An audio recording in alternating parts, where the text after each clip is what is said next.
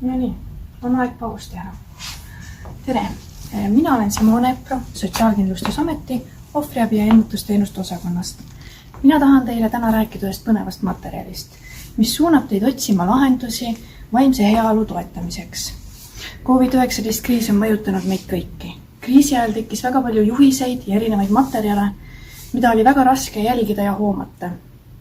Sellest tekkis mõte koondada kõik psühhosotsiaalse toe materjalid üheks paketiks ja sellest tekkis valgusfoori tugipakett. Valgusfoori tugipakett on mõeldud kõikidele, nii töötajatele kui juhtidele, sõltumata teie töövaldkonnast. Nagu te näete, valgusfoorist on tekkinud ka plakat ja see plakat on leidnud ka oma koha meie kontori seinal.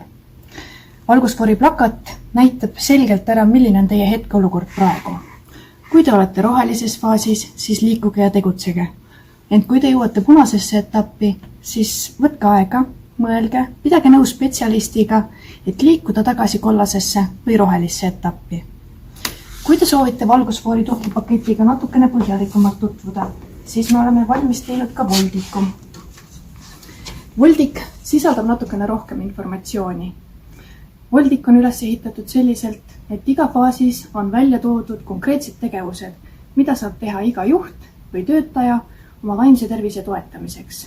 Valgusfoor sisaldab ka väga palju abistavat materjali. Siin on selgitatud lahti mõisted, siin on välja toodud eneseabitehnikad, psühholoogilise esmaabi sammud ja muu. Me kõik oleme erinevad ja meid aitavad erinevad viisid. Olgu selleks siis supervisioon, kovisioon, arutlevad ringid või pöördumine spetsialisti poole. Mõnikord läheb vaja lihtsalt suuremat tuge, et kriisiga toime tulla ja ühildada pere ja tööelu tasakaal. Abi küsimine ja selle saamine on täiesti normaalne. Mina lähen ja teen nüüd endale ühe tassikese rohelist teed, kuulan ühe mõnusa tantsupala ja jätkan oma tavapärast tööpäeva. Võta aega, et märgata inimesi enda ümber ja hoolitse ka ise enda vaimse tervise eest.